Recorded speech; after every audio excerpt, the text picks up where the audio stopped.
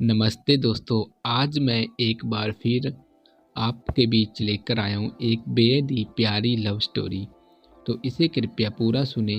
ये कहानी एक ऐसे लड़के की है जिसे उसके प्यार में 2 बार इनकार मिला, लेकिन आज भी शायद उस लड़की को भुला नहीं पाया। तो आइए इसे मैं और आप साथ में पढ़ते हैं और जानते हैं कि क्या है अमित और सोनाली की सैड लव स्टोरी। अमित पढ़ने में थोड़ा एवरेज और लड़कियों के मामले में थोड़ा कच्चा था।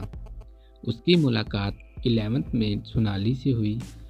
सोनाली पढ़ने में अच्छी और अपने फ्यूचर के बारे में बहुत सोचने वाली लड़की थी। धीरे धीरे 11th ख़त्म होते होते वो अच्छे दोस्त बन गए थे और 12th में अमित ने सोनाली से अपने प्यार का इजहार कर दिया, लेकिन सोनाली ने इनकार करते हुए बड़े प्यार से उसे समझाया। इससे हम दोनों की ज़िंदगी खराब हो जाएगी, क्योंकि हम ना ही क्लास में पढ़ाई कर पाएंगे और ना ही घर पर।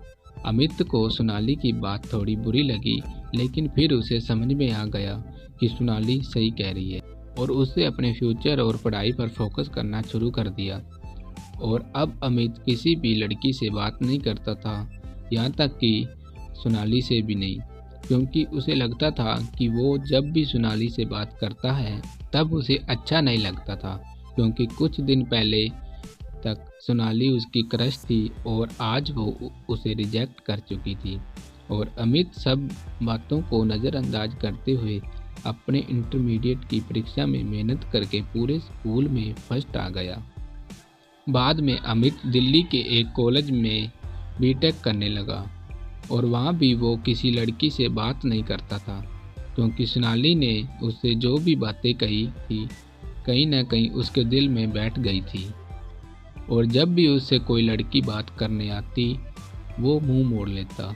वो धीरे धीरे अपनी पढ़ाई में और भी अच्छा हो गया और आखिरी में आते आते वो अपने कॉलेज में भी टॉप 10 की लिस्ट में आ गया और उसे कॉलेज से प्लेसमेंट भी मिल गई और वो जॉब करने के लिए फिर से मुंबई चला गया। मुंबई एक बहुत ही बड़ा शहर है। यहाँ एक मोहल्ले के लोग दूसरे मोहल्ले वाले को नहीं जानते हैं। वहीं जब अमित ऑफिस गया तो उसे वहाँ सोनाली दिखी, लेकिन अब सोनाली के लिए उसके दिल में कोई जगह नहीं थी और इसीलिए वो हर बार सोनाली से छिपता रहता। इसलिए नहीं क्योंकि वो उससे नाराज था, बल्कि इसलिए क्योंकि वो फिर से सोनाली की ज़िंदगी में नहीं आना चाहता था। लेकिन वो कहते हैं ना कि भगवान की मर्जी के आगे किसी की नहीं चलती। एक दिन ऑफिस के कैंटीन में सोनाली ने अमित को देख लिया और उसके पास जाकर उससे बातें करने लगी। अमित के पास भी सोनाली से बात करने के अलावा और कोई भी विकल्प नहीं था। दोनों के दिल में पिछले 4 सालों से जो भी दर्द था उन्होंने एक दूसरे को बताया और खूब सारी बातें की। सोनाली ने उससे बिछड़ने के बाद अपने सफ़र के बारे में बताया और अमित से उसके बारे में पूछा, जिसके बाद अमित को कहीं ना कहीं लगने लगा था कि सोनाली गलत नहीं थी और अमित को फिर से सोनाली से प्यार हो जाता है। कुछ दिन बीतता है और दोनों की दोस्ती और भी गहरी हो जाती है। और एक दिन अचानक अमित सोनाली से बात करते करते उसे अपने प्यार का इजहार कर देता है, लेकिन सोनाली फिर इनकार कर देती है।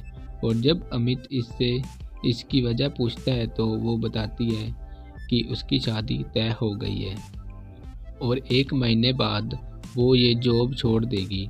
जब ये बात अमित को पता चली तो वो एक बार फिर टूट गया, जिसके बाद वो अपने आप को संभाल नहीं पाया और एक चिट्ठी सोनाली के लिए छोड़कर चला गया।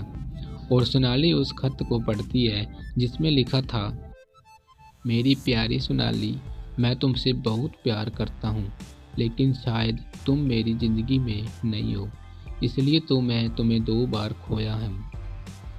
कोई भी इंसान इतना बदनसीब कैसे हो सकता है कि अपने प्यार को 2 बार खोए। मैं नहीं जानता कि मैं तुमसे दूर रह के जी पाऊँगा कि नहीं, लेकिन अगर तुम्हें किसी और से शादी करते देख लूँगा तो पक्का जी नहीं पाऊँगा। इसलिए मैं तुम्हें और इस शहर दोनों को छोड़ के जा रहा हूँ। शायद तुम मुझे भूल जाओ लेकिन दूसरी बार मिलने के बाद मैं तुम्हें कभी नहीं भूल पाऊंगा। मैं भगवान से प्रार्थना करूंगा कि वो तुम्हें और तुम्हारे होने वाले पति को हमेशा खुश रखे। तुम्हारा प्यारा अमित। खत पढ़ने के बाद सोनाली रोने लगी और अमित को बहुत ढूंढा पर वो कहीं भी नहीं मिला। और बाद में सोनाली ने अपने परिवार की खुशी के लिए रोहन से शादी कर ली। लेकिन सोनाली को आज भी ये बात हमेशा सताती रहती है कि अमित कहाँ होगा, किस हाल में होगा। यहाँ तक तो उसे ये भी नहीं पता कि अमित जिंदा भी है या नहीं।